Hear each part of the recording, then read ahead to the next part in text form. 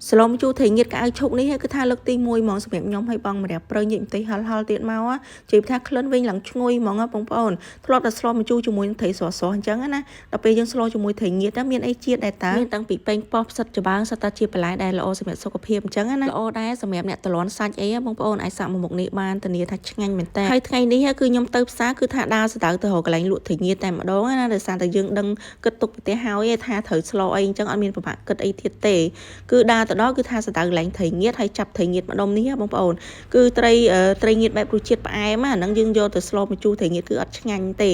យើងគឺយើងត្រូវយកត្រីងៀតណាដែលរសជាតិប្រៃផ្អែមអញ្ចឹងណាគឺរសជាតិប៊ីចេងអញ្ចឹងណាហើយខ្ញុំទិញតែ2ចំណិតទេបងប្អូនគឺថាបានច្រើនដែរយើងស្លមួយឆ្នាំងអត់អស់ទេយើងទិញមួយកតុយហ្មងគឺថាយើងស្លអត់អស់ទេណាយើងដាក់តែ2ចំណិតហ្នឹងគឺថាបានហើយ2ចំណិតនេះគឺខ្ញុំទិញអស់7000ដែរបងប្អូនបន្ទាប់មកគឺខ្ញុំដើរទៅសដៅរកកន្លែងលក់បន្លែប្លុកអញ្ចឹងណាប៉ុន្តែកន្លែងនេះឃើញមានតែផ្សិតច្បើងទេហើយកន្លែងនេះសិតតែបន្លែស្រែតែម្ដងណាហើយអញ្ចឹងទៅខ្ញុំក៏ដើរទៅសដៅកន្លែងផ្សេងទៀតគឺឃើញមានកៅឈូកជាទៅមកកន្លែងគឺមានមួយមុខអីអញ្ចឹងទេបងប្អូនហើយទៅមកកន្លែងទៀតបានឃើញមានប៉េងប៉ោះជាទៅបើថាយើងទិញមកកន្លែងហ្នឹងអត់បានគ្រប់មុខទេដោយសារយើងទៅរកកន្លែងណាដែលមានបន្លែស្រែអញ្ចឹងណាហើយឥឡូវខ្ញុំបានមកដល់ផ្ទះវិញហើយគឺខ្ញុំរៀបចំបន្លែប្លុកហ្នឹងសម្រាប់ដាក់ស្លគឺថាមានតែប៉ុណ្្នឹងឯងបងប្អូនគ្រឿងផ្សំអត់មានអីច្រើនទេបងប្អូនអាចមើលតាមហ្នឹងហើយនឹងរៀបចំតាមហ្នឹងទៅហ្នឹងសម្រាប់បន្លែសម្រាប់ដែលត្រូវជាមួយនឹងស្លម្ជូរត្រីងៀតហ្នឹងណាបងប្អូនសម្រាប់ម្ជូរត្រីងៀតនេះដែរគឺត្រូវជាមួយនឹងស្លឹកអំពិលហើយនឹងម្រះព្រៅណាបងប្អូនហើយបន្ទាប់ពីរៀបចំគ្រឿងក្រូចសម្រាប់ស្លហើយក៏លើគឺដាំទឹកពុះគឺខ្ញុំជ្រុំជាមួយនឹងប្រហុកម្ដងគឺប្រហុកនេះបងប្អូនយកប្រហុកណាល្អគឺថាឈ្ងុយឆ្ងាញ់មែនតែនហើយសម្រាប់បងប្អូនណាដែលអត់ចូលចិត្តប្រហុកគឺថាដាក់ទឹកត្រីជំនួសក៏បានដែរតែបើថាផ្ទះខ្ញុំវិញគឺថាចូលចិត្តប្រហុកណាបងប្អូនហើយស្លបើថាមិនចាស់ប្រហុកទេគឺអត់ឆ្ងាញ់ទេអញ្ចឹងណាគឺអញ្ចឹងគឺខ្ញុំចូលចិត្តប្រហុកគឺខ្ញុំទិញម្ដង 4-5 គីឡូទុកបន្ទាប់ពីជ្រុំប្រហុកហើយគឺខ្ញុំដាក់ត្រីងៀតចូលតែម្ដងហើយខ្ញុំដាក់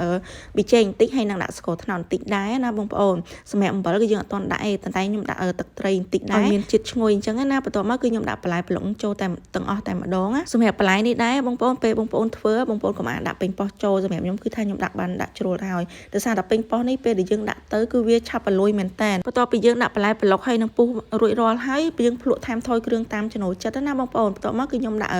ម្ជូរចូលគឺស្លឹកអំពិលនេះគឺយើងយកទៅហាន់ឲ្យវាល្អិតឲ្យវាចេញជាតិជូរណាបងប្អូនជាទៅស្លឹកអំពិលនេះគឺខ្ញុំទិញមករៀងស្ទើអត់សូវជូរដែរទេបងប្អូនចឹងហើយខ្ញុំក៏ថែមជាមួយនឹងអំពិលទុំតិចទៀតដែរពេលបងប្អូនស្លបើបងប្អូនស្លជាមួយស្លឹកអំពិលនេះគឺថាទិញស្លឹកអំពិលរៀងច្រើនតិចមកបានជូរល្អហើយសម្រាប់ប៉េងប៉ោះនេះក៏អត់សូវជូរដែរដល់ពេលខ្ញុំស្លវាចេញជាតិអស់ហើយវានៅតែអត់ជូរទៀតណាចឹងទៅក៏ខ្ញុំថែមជាមួយនឹងអំពិលទុំ